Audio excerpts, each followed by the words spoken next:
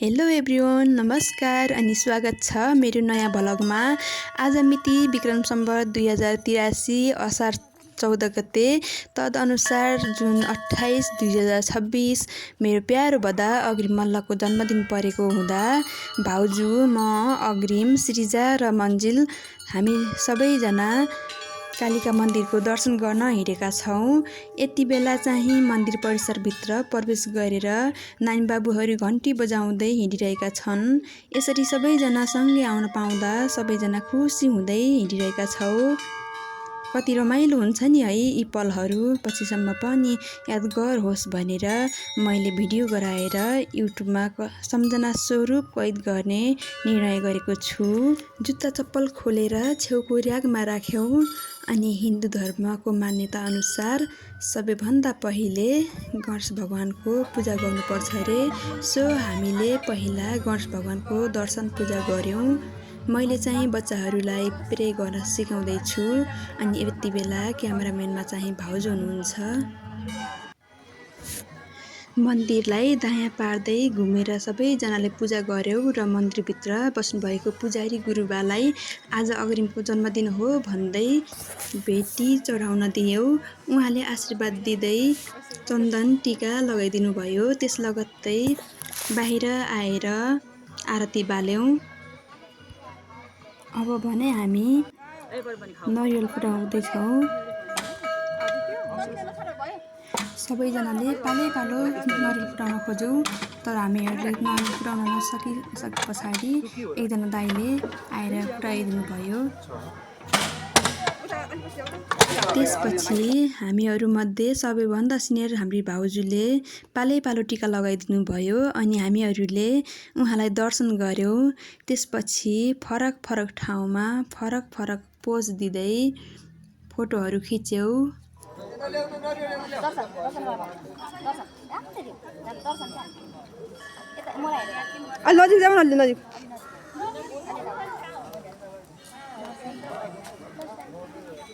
हामीहरूको photo session अझै सकिएको छैन। कति बेला कसको खुट्टा बाङ्गो आउने, कति बेला कसको मुख अँधेरो आउने, यस्तै भइरहेको थियो। एनिवे फोटो भने सबैले ग्यालरी भरिने गरी खिच्यौँ। हामीहरू भन्दा पनि केटारीहरूलाई कति रङ्ग हुने के है। फोटो खिच्न, भिडियो बनाउन, खेल्न, दगुर्न कति रङ्ग लाउने के है। उनीहरूको चाहिँ अझै पनि सकिएको छैन। यिनीहरू चाहिँ फरक पोजमा फरक फोटो सुट भइरहेको नै छ। अनि अब भने मेरो भदा अग्रिमलाई एकदम नाच्न मन लाग्यो अरे। शरीर खुजुल भयो अरे। त्यसैले बाबु चाहिँ यति बेला नाच्दैछ।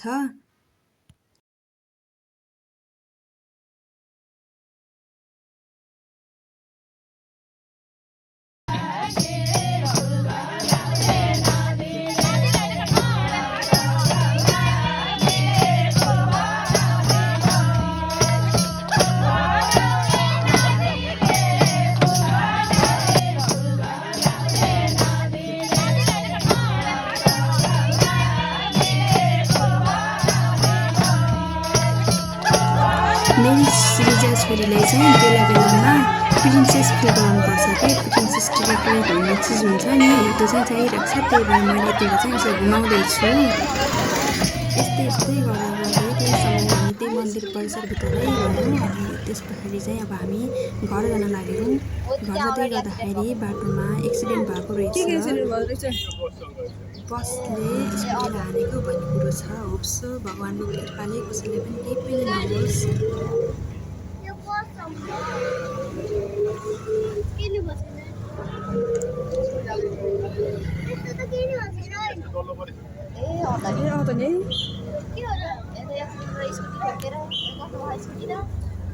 बाटोमा जीवन बाबुले जानकी भाउजू भिडियो नबनाउनु है भन्नुभयो रहेछ। तर मैले उहाँलाई देखिनँ। सो सरी त्यसको लागि।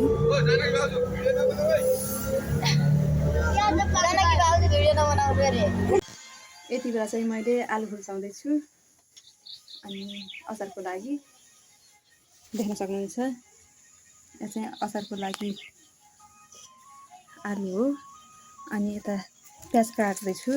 यो प्याज चाहिँ मासुको लागि र अचारको लागि प्याज काट्छु।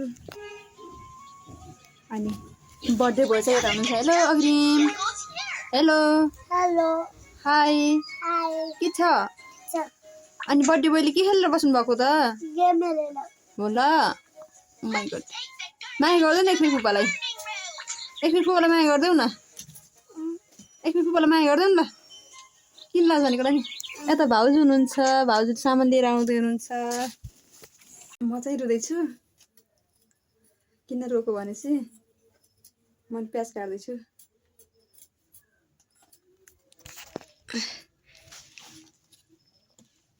यता भाउजूले पनि काट्दै हुनुहुन्छ त अदुवा खुर्किँदै हुनुहुन्छ हेलो भाउजू बोल्नु का किन नबोल्नु र लाज मान्नु छ भाउजूले यता चाहिँ भागो बुटिराखेको छ यता चाहिँ म चाहिँ अब मासु पकाउनको लागि प्याज भर्दैछु प्याज रातो रातो भइसके पछाडि मासु हाल्नुपर्ने हुन्छ अब भने प्याज पनि रातो रातो भइसकेको छ यो चाहिँ भाउजूको सबैभन्दा फेभरेट भाँडो हो मासु पकाउनको लागि किनकि यो एकदम बाक्लो हो नि त यो बाक्लो भाँडोमा मासु भर्दा चाहिँ डढ्दैन अरे क्या त्यही भएर मोटो बाक्लो भाँडोमा मासु पकाउने भनेर भन्नुभयो भाउजूले त्यसैले यही भाँडोमा बसिरहेको छु देख्न सक्नुहुन्छ मासु चाहिँ बसालिसकेँ अब एकछिन यसले ढाकिदिन्छु ढाक्यो भने चाहिँ यसमा भएको मासुमा भएको पानी जति सबै निस्किन्छ नि त त्यसैले अब एकछिन यसलाई ढाकिदिन्छु ए मसला पिस्दै हुनुहुन्छ अनि यो भाँगो पनि पिस्ने हो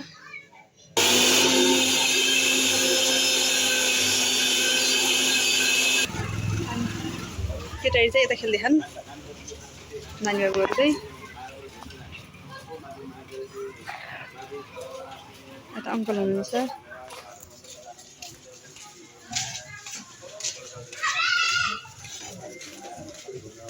के रे भाउजू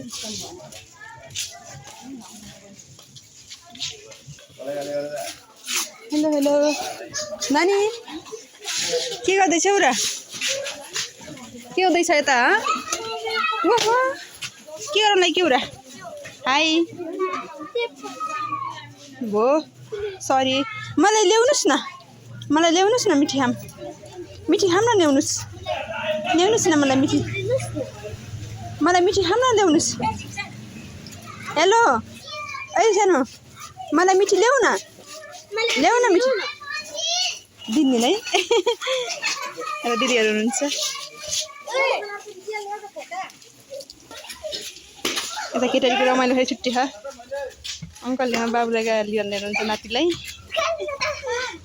हजुर न बेबी सरी भाउजू चाहिँ आफ्नै बारीमा फलाएको धनियाँ टिप्दै हुनुहुन्छ धनियाँ ठेक्कर रहेछ भाउजू कति दिन भयो अरे रोपेको खुर्सानी पनि फल रहेछ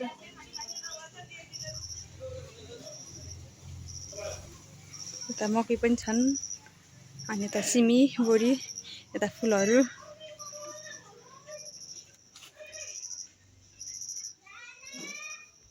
के रे हजुर ए ऊ त्यहाँ यता नि भरेछ नि सिमी पनि रहेछ नि होइन बिचमा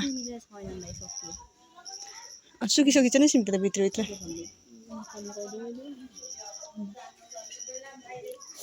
लर बनाउँ लाग्छ अन्त बेन्टा छ के भयो रे बाबु हेलो के भयो रे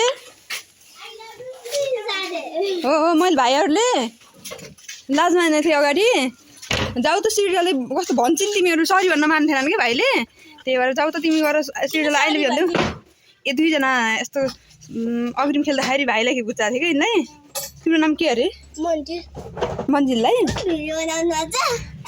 हाई भनिदेऊ नि त अनि सरी भन अग्रिम भनेको अग्रिमले चाहिँ भन्दिनँ भन्दा भने अनि सरी आई लभ युहरू चाहिँ भन्न सक्नुपर्छ अनि आई मिस युहरू यस्तो वर्डहरू भन्न सक्नुपर्छ मैले भनेको थिएँ अनि नपत्ता जाऊ त सिर्जा दिदीलाई गएर आई लभ यु भनिदेऊ कसरी आई लभ यु टु भन्छन् भनेको भनिदेऊ तिमीले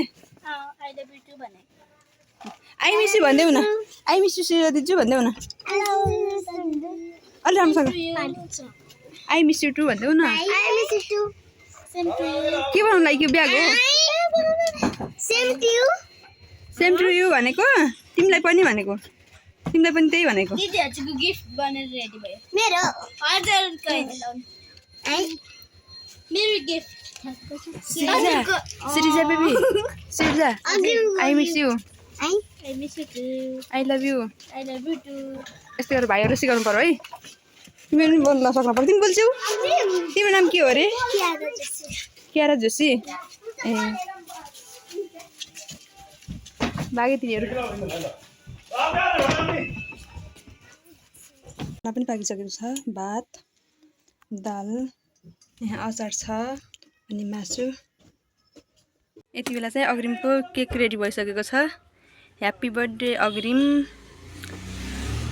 अनि यता सेटअप अनि यता हाम्रो आस्था दिदी हुनुहुन्छ हाई हेलो भन्नु न कस्तो लाज भन्नु भएको र यता भाउजू हुनुहुन्छ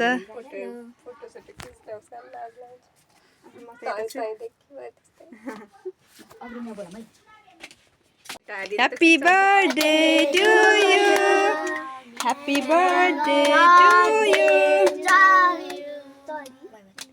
यति बेला चाहिँ अग्रिमले केक काट्दैछिन् हेलो अग्रिमको साथीहरू अग्रिमको दादा अग्रिमका दिदी साथीहरू अनि अग्रिमकी दिजु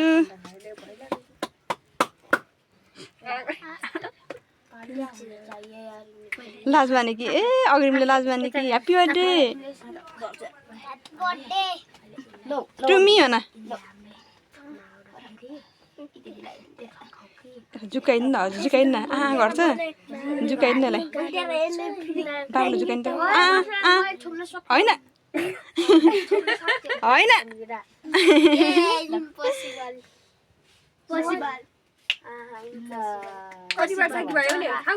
मम्मीलाई खुवाइदेऊ अब तिमीले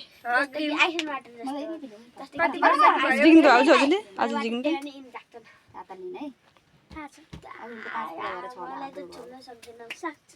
दिदी चाहिँ यता हुनुहुन्छ अनि यता चाहिँ दाजु हुनुहुन्छ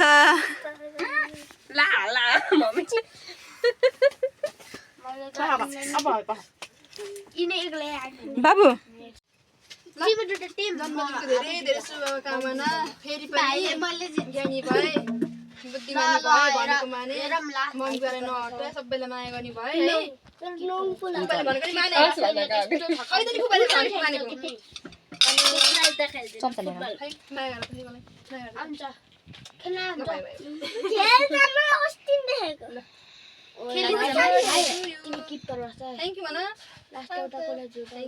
टिप्पर भन्दा यसले रियल गाडी चलाउने टिप्पर भन्छ